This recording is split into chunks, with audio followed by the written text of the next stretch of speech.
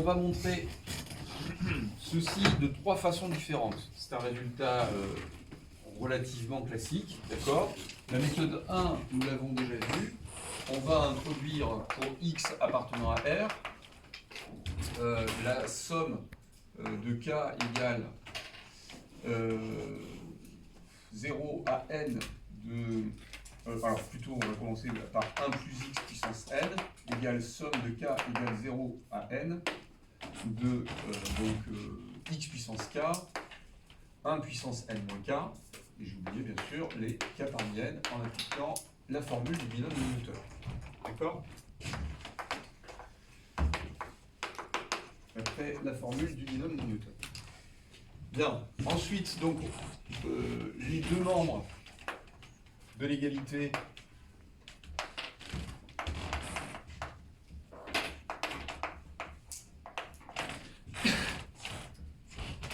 sont des expressions polynomiales, donc dérivables, d'accord, sont les expressions de fonctions dérivables sur R, un polynomial. Donc en dérivant, on obtient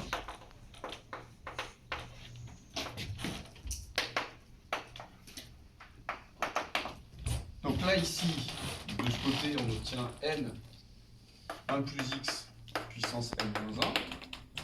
Et de l'autre côté, je rappelle que pour k égale 0, on a juste 1, d'accord? Donc en dérivant la constante additive 1, on obtient 0. Je peux donc enlever le terme en k égale 0. Il vaut mieux l'enlever parce que je vais avoir du x puissance k moins 1. Si je garde k égale 0, j'aurai du 1 sur x qui n'a pas de raison d'être. D'accord? Donc je fais somme de k égale 1 à n de k fois k parmi n de x puissance k moins 1. Ça c'est pareil. Puis avec en évaluant en x égale 1, on obtient le résultat attendu, c'est-à-dire n de puissance n moins 1 égale somme de k égale 1 à n de k fois k parmi n. Ça c'est la première méthode. Deuxième méthode. Donc calculatoire. Je rappelle la formule suivante. Quel que soit k appartenant à 0n, je vais avoir donc k parmi n qui est égal à n sur k fois k moins 1 parmi n moins 1. C'est la formule qu'on avait montrée tout à l'heure.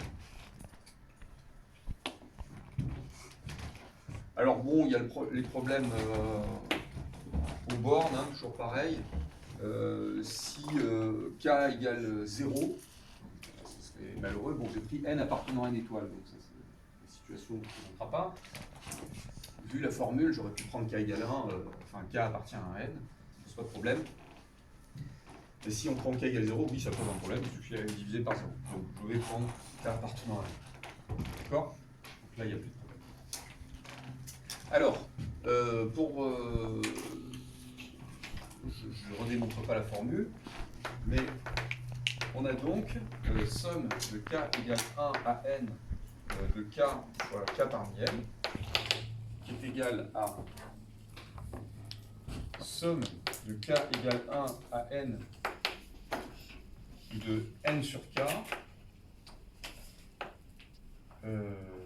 Excusez-moi, j'ai oublié un intermédiaire, bien sûr.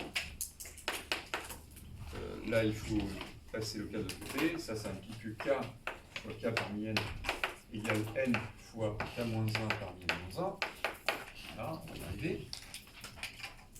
D'où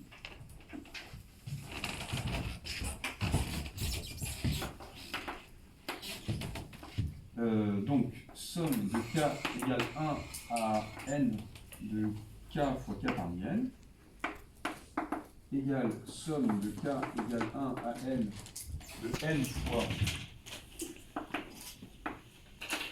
k moins 1 parmi n-1. D'accord? Sauf que vous voyez tous que... Qu'est-ce que vous pouvez me dire? N ne dépend pas de K, donc on peut le sortir de la somme. Et donc, on se retrouve avec n fois somme de K égale 1 à n de K-1 parmi n-1. Ça fait penser à quoi, ça? Oui, et qu'est-ce qu'il faut faire?